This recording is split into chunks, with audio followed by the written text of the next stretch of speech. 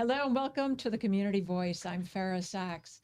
I have two lovely guests today. They have been with me, I think it was 2.5, 3 months ago. They are from Sage House Wellness. They are the co owners, Dimple Bhatti and Erica Shaw, and they're here to talk about all kinds of things about health, wellness, acupuncture, and how we achieve that as not only a community to help ourselves, but within our frame of reference, which is the whole world, right? We That's can right, we can Farah. make some big changes. We can certainly try. Absolutely. And tell me, welcome again. And you have new digs. Thank You've moved you. uptown Thank from an you. Yes, uptown we to did. another uptown. We have. We're now in the Gables. So you went from Pinecrest to the Gables. Thank That's you, right. Gables. In a faster span of time than we thought. We kind of outgrew where we were, and now we're in a bigger space and more center-like that we wanted. So This is fabulous. So, what do you do at Sage House to bring wellness and health for our audience that may not have seen your first interview with me? Sage House is a long time dream of ours. We have been thinking about this, and we used to joke around that one day we will open a wellness center, and we'll combine various aspects of the holistic part of wellness. And for years, we just joked about it. But in the meantime, Erica was off studying acupuncture and all these Eastern therapies. And I was getting my second master's in therapy, and I specialized in relationship therapy. And then I did all the coaching because I thought they were a good fit together. So I got licensed in that. And then we said, well, now would be the time. We have all these, and we're very spiritual. This is something that not religious. We're very spiritual. We came up with this. We just happened to embark upon that journey. I think maybe 2, 3 years ago, Yeah. and we started thinking everything is energy, everything is connected. We had to be guided in some way to do the things we do and become who we were meant to be. Then one day we said, why are we not doing this wellness center? People can benefit, the world can benefit. So we started, and that's how Sage House came about. It's the whole premise behind Sage House is, we like to say, becoming the best version of yourself. And truly is because we're doing you're providing therapeutic coaching, which Correct. is your Correct. is and acupuncture. Mhm. And how do they work in tandem? How do you find that marriage is really good for helping us heal, maybe even get healthier or get healthy and maybe get centered and balanced? So can you speak to that a little bit? Well, the acupuncture activates the parasympathetic nervous system, so it helps you relax. It takes away the stress, and once someone's very relaxed, she can take over and take over the emotional part. We'll talk about that system. Talk about that a little bit more in depth. For the acupuncture, once we insert the needle, the body releases some neurotransmitters like endorphins for the depression, serotonin, dopamine, and it all helps with stress, moods, pain management, a lot of things. So it does help you in certain ways. It seems like we're really stressed.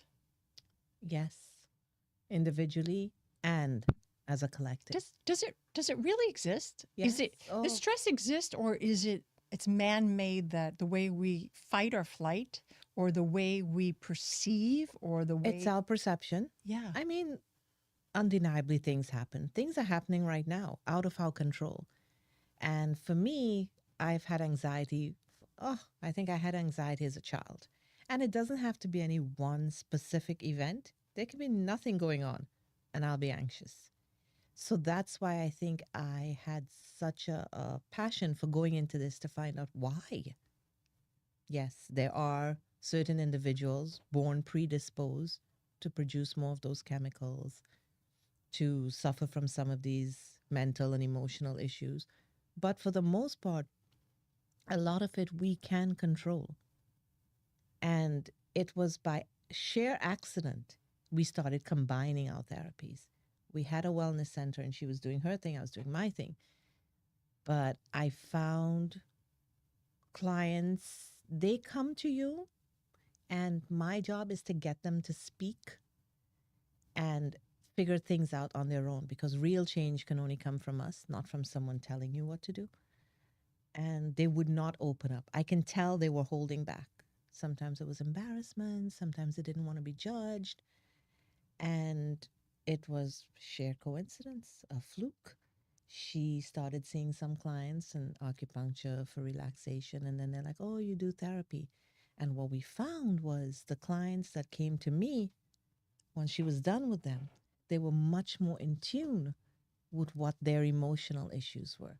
They would talk more. They would tell me things that they would not have told me before, because their mind was so relaxed. They were no longer in this fight and flight response. So now I was able to reach them and pull out the information I needed to guide them onto, becoming the person that they want to be. So we're talking about anxiety or depression. We're talking about mental health issues. What if there's a physical of something very catastrophic that might have happened?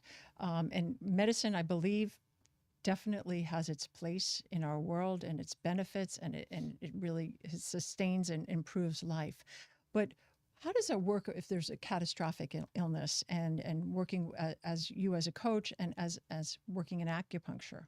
Well, catastrophic illness in an illness of the person, or they're going through something catastrophic in their life? It could be anything. It could, but I'm talking now maybe cancer. We're talking about major disease, and how what your work does to address that. Erica has actually worked with a lot of patients like that. Yeah, but we treat it like after all the treatments are finished. It's more reducing the stress, helping them relax, keeping their body in balance, trying to get their body back in balance, so there's no blockages. Everything flows. I know that's like a big thing. It's the chi, Yeah. the chi flow. And what happens? Why is there blocks? Why is there Stress, anything blocks it. Stress can block it, and once you create stress, that blockage will create illness and some kind of imbalance. so this could be causes for bigger things? Is that what you're Yeah. saying? Absolutely. So do you believe that? Do you believe, maybe not in a medical term, but do you believe stress contributes to illness? A lot of things, yes. Absolutely.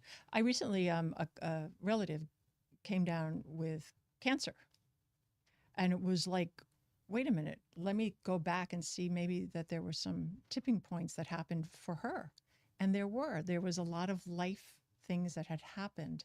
And I can't say it caused it, but maybe it freed it to like run wild or whatever, however you deem that. I don't really know, but you're talking stress. So it led me to believe that. Yeah, I do believe stress is a cause. It's a root cause of a lot of illness. I will tell you, many years ago, I was not well. Many, many years ago. It was in my 30s. And I did one day, and I'm very close to the doctor who is the reason I'm here today. Shout out to her. What's her? No, you need to say her name. Her name is Dr. Madrigal. Say it again. I didn't hear it. Dr. Madrigal. Okay. And she saved my life. And I was just kidding around with her one day, and I asked her, how is it the people with the worst habits, the party goers, the heavy drinkers, the ones who care about nothing ever happens to them? And the blueberry eating ones and the green tea sipping ones. Hey, you got something against those? Yeah, no, we all do it. I'm like, how come that is, you always hear something. And she said, you just answered your own question. The ones who care about nothing, they are not stressed. They are not keeping all of this and producing these chemicals within their body. So you answered your own question. They're enjoying their lives. So your mission really is for them to enjoy their lives. Pretty much, yeah. To figure it out. It's something I think we all want to do. I don't think any of us came into this world saying, oh my God, I'm just going to be a bundle of stress and I'm just going to work 9 to 5 and pay my bills and exercise my half an hour a day and eat my I really don't think that's why we're here. And while there's a place for all of that, I think there is a bigger picture, and finding that bigger picture and finding that bigger meaning is why we're really here. And I think once you can do that, you automatically go into a little more balance. So if I walk into the door and I'm X, Y, and Z is not, I don't feel correct in whatever that is, How would I work with both of you as a patient? What would be my steps? Do I come in and just say, I'm going to start doing therapeutic coaching, or I'm going to start with acupuncture? Do clients come in and just say, what do I need? Or they say, this is what I want? A little of both. Sometimes they come specifically for Erica, and they will For the say, For acupuncture. the acupuncture. And you provide herbs too, Yes. in teas and in pill form. Is Yes. that correct? Mhm. Okay. they come to her, and then while she's treating them, it depends on what they come in for. She gets a lot of injury, she gets a lot of pain, so she deals with them. But many times in talking, they'll be like, oh yeah, I've been really stressed out recently, or X, Y, and Z has happened in my life, or I'm going through a divorce. That's a common one we hear about in this age group, even amongst our own friends. What's the age group? I'd say anywhere in the middle age, starting from the 40s, we're hearing a lot of divorce. So how does that manifest for these patients? What goes on? My back hurts? Is it because they say, there's this thing where if your stomach hurts, someone is making turning your stomach, your back, someone's a pain in my back or my tush, or is that true that there are things that are associated to the body to what's going on outside of one? I don't think like that, but I think Really? if someone really is on your back or irritating you, I think the stress will manifest itself in your life. So Absolutely. So we walk into the door. I walk into the door, and so I can either go one or choose both of you, or you feed patients to each other, Yes. making Yes, recommendation of course. that this would be beneficial to me and to what's ailing me. And how long do I work with you? As long as you feel, we recommend 5 sessions of therapy to start. Or do we start like when I was a little girl? This happened. No. My approach is very different. I think, kind of, you were my first client, off the charts, off the books, off the everything. And It's interesting, but I think best friends do that for each other. We really are the sounding blocks. she for has each treated other. my migraines. She has treated my Right. back pain, my hip pain. She has treated so many things on me. And in turn, when she went through her divorce and a lot of life changes, and I was talking to her, I realized I was really talking to her. And most of, I don't do this, oh, when you were a little girl, what happened to you? Yeah, we touch on that. But I do things very differently. We are not here to have a woe is me party. We are here to acknowledge what has happened. And now you dig out that inner strength and you make yourself the best person you can be going for. Because I found a lot of time they just dwell on this happened, that happened. It's a bitching This session. happened. It becomes a Yeah. complaining session that gets us nowhere. Nowhere. And when I was 2, my aunt said this to me. And when I was, okay, it happened, but you're 48 now. So in the 46 years, what have you done for you? And how do we get past that? How do we get past some of the? It could be any kind of trauma, really, but how we internalize it. It could be what 2 kids in one household experience. The household completely different, but one is traumatized. So how do you get past that? Whether it's real, imagined, it's still imprinted inside. Well, you never downplay what they went through. Oh, absolutely That's the not. but they need to recognize what they've been through, accept what they've been through, and be willing to move on from what they've been through. And I think somewhere between the acknowledging and the moving on is where the majority of people get stuck. And does the acupuncture help with those blockages, as you say? I've had a few patients where I needle them, and a lot of times when you go through a very hard time, the memory, it's locked in there somewhere between the muscles. You needle it, you release it, and they just start crying. Well, I've had that happen to me, and I thought, I think I'm losing my mind. No. What is going on during that time where my body is just like It's just giving in or giving up? Your body stores that moment of what you went through, and acupuncture releases it. And a lot of times it'll help you open up. So a lot of times when that happens, I tell the people, don't stop crying, let it out. So the body remembers. Yeah. There's a sense memory to Yeah. this. To this. I believe there's a book also called The Body Keeps Score. The body keeps score. Ain't that the truth? And there's also now somatic exercises to release, they say, where you keep most of your emotion and trauma in the hips. Mhm. So all these things didn't just come about. We can heal ourselves. We really can. It's doing the work to get there. And I can only work with them enough that they themselves find that inner strength. And that's the point of my therapy with them. It's not for me to hold their hand and say, yeah, yeah, it's okay. I know you were so wrong. That's terrible. That person in your life is horrible. That's not what I'm here to do. I'm here to show you how you can be your best and be your best friend and stand up for yourself and create the life that you want. That's why you came to me. It's interesting. I love the one you said, your own best friend. We look in the mirror and we don't always see that person reflecting hardly. back at us. What's going on with that?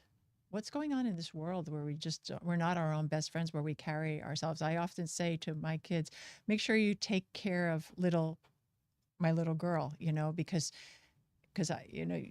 but it's really true, because we really are not caring enough for each other. And I'm glad you're here for that to happen, giving the space and honoring that space for women and men, that they can love themselves and they can have a productive life and they can get over trauma or partner with trauma and walk through.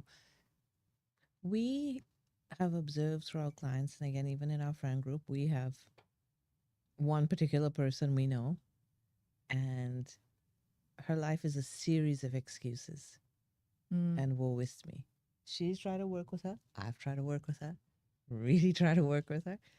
It's just she doesn't. She's not there yet. She just So you doesn't can't wanna help do those it. people. They want to like want it, I think.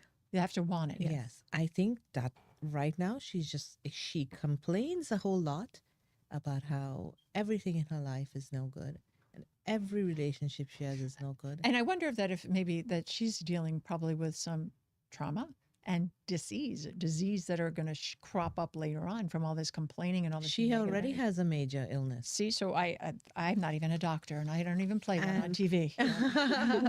And it's amazing, even in the face of that, in the face of losing friends and family members who have just She can't help had herself. enough, in the face of her own not being that well, she still is not choosing herself. Well, today we're going to choose positive. We're going to choose those that want to make changes. And Dimple, I love your expression here. Your expression with your dimple, first of all. Become that which you seek, as we never attract what we want. We attract what we are. Yes, Tell me a little bit about that. 100%. So going back to that person or others like her, they want, say, a partnership. They're looking for someone. And this person has to be X, Y, Z, do this, do that, be this way, have these habits. But then you look at yourself. Are you embodying that? The energy we put out is exactly what we're going to get back. So when we do that, we want all these things from our external world, and it will never happen until we fix the internal world. So we will never attract what it is we want. We are going to attract exactly what and who we are again and again and again. And that's why working on yourself, being your own best friend, showing up for yourself is crucial to everything else that's going on in What life. does that mean, showing up for yourself? Keeping promises to yourself, giving the love that you give to everyone else to yourself. And people confuse this with confidence and arrogance. They're mixing those two up. I like to say confidence is very quiet. You're just doing your stuff and mentally and emotionally making decisions that put you first, not in a selfish way. But you are no good to anyone unless you're good to yourself first, because then you get burnout and you really just diminish as a person.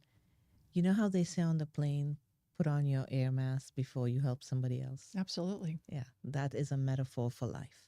Absolutely. We can only help ourselves first, and then we can help Yes. outside of ourselves. Or they say all of these little things sound cliche, but But they're so true. yeah, fill your cup before someone else's. Well, you did. You had your coffee. You have your iced tea. I filled it's my all good. cup. See, I gave it. You have to, and that's the hardest thing for humans to do. Which Why do you think that is, Erica? Why do you think it's hard for women and men for us to love ourselves? What's going on? Well, it's hard to explain. I went through that. She kind of put me in perspective. When I went through the divorce, I think I was a mess. And, Yeah. And she put me like in line, how to bring myself up. And it wasn't easy. No. It was challenging. Yes. It was hard? Yeah, because you're not used to that. I mean, I was used to putting other people in front of me all the time. So it's hard for me to put me first. How did you do that? Time and her keep pushing me. What was the push for you? What did you finally have that aha moment and you go, no, I understand now. I'm starting to heal. I think that's what it is, right? Is it part of a healing process too? Yeah, it takes time though. It's not like one day to the other you're cured or you find it. Little by little, when you look back, you're like, oh wait, I did that, I did this. You check off everything. and it's not linear. Yeah. No, it's a dance. It's 2 steps forward, 3 steps back. Correct. Erica, I'm really curious, like, what did you do? When did you realize that you're going to be okay? And what advice can you give to other women that might be, going through what you went through? I mean, you're not only a practitioner, you've walked the walk. Like, I guess I realized when I was able to like study, like do what I wanted to do, Which was, which was to study Chinese medicine. I didn't think I was able going to do that, and I did. And I think once I got my license and everything, I was like, wow, I did it, what an accomplishment. Yeah. And I love your quote too. Balance your body, ignite your healing power. That Share goes about along with the Chinese medicine. If you have blockage, anything that stops the flow of qi, it'll create illness. So you don't want that. You just want to keep your body in balance, let everything flow, and you'll be fine. And then when you were probably going through a lot of your own experience, you were dealing with some physical blockages, I would assume. I even had the shingles at age 34, Yeah. very young. And that is, the doctor said, that's caused by stress. So many times, not so fast, my little grasshopper. Yeah. Yeah, right? It does. It does. I think that's the day I yelled at her because she was still in her environment. But I think it's wonderful what you're doing at Sage. You're really helping address all of these things in friendship and in with the tools in your toolbox to help our community. We're trying. I think people are still hesitant to try to get, as we said, we have two groups of people. We have those who have gotten to the point where they acknowledge that they need to make the change.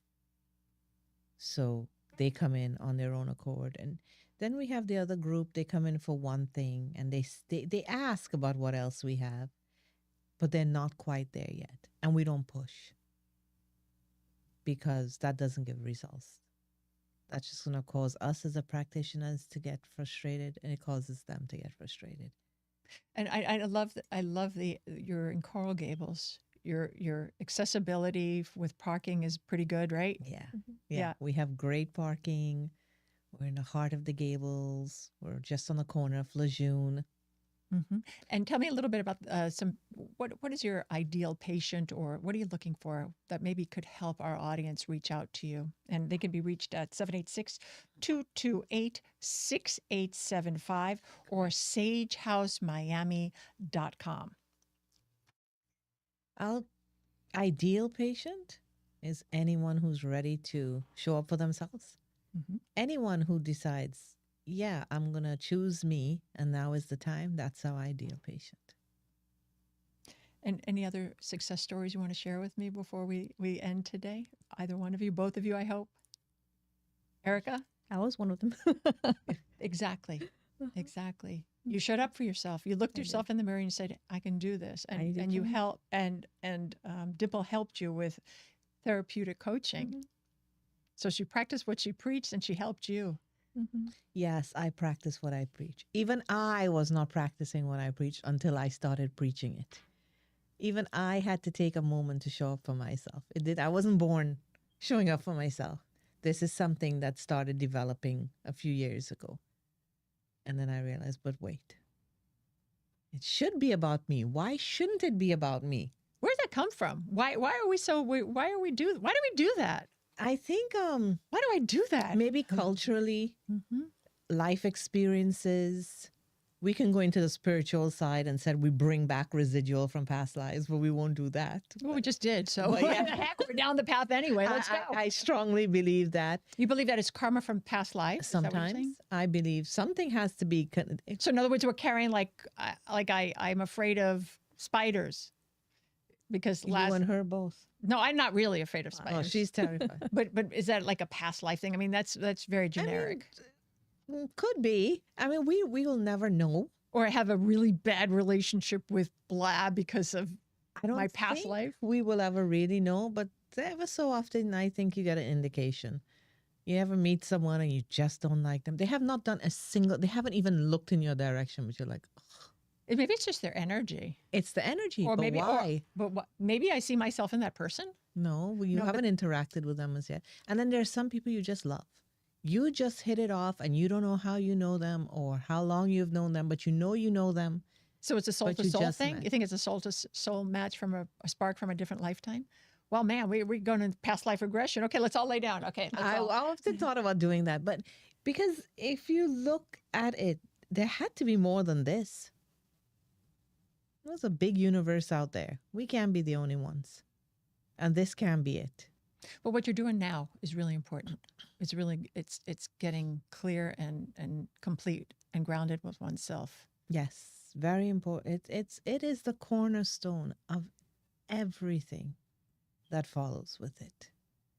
You asked why I became like this. I think just realizing that we only have like 100 years at most. Oh God, At bless most, you. if we are fortunate. Mm-hmm. And out of that, how many are we physically, mentally, emotionally able to do what it is we want to do or what we came here to do?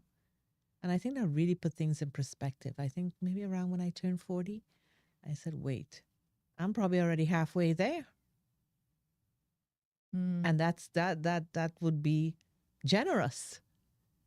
And I started to freak out from that. I'm like, no, I need to do what it is that I think I came here to do, which is help others. And this is the way I'm going to do it, starting with myself. Do we have any closing remarks? Because this has been a great interview to be with you both today to learn more about Sage. Anything else that you'd like to share with our audience? But I'll repeat again, it's 786-228-6875 or sagehousememiami.com for more information, help you through whatever is ailing you, physically, spiritually, mentally. Emotionally. Keep I going. mean, the only thing I have to say is give us a try. We are non-judgmental. We make everything fun. We reach you where you are and help you along your journey in whichever way you need help. And we're always there. So, Erica? same with her. It's really a pleasure, and I'm going to go take a session with you guys. And if I start crying, but please Anytime. just pass the Kleenex. We'll Okay? just give you the Kleenex anytime, Farah. You just come on in. We're waiting for you. Thank you, and I look forward to you coming back again. Okay. Great. All right. Thank you. And I want to thank you for joining me today. I'm Fara Sax. Until next time, take care of yourselves and each other. Have a great day.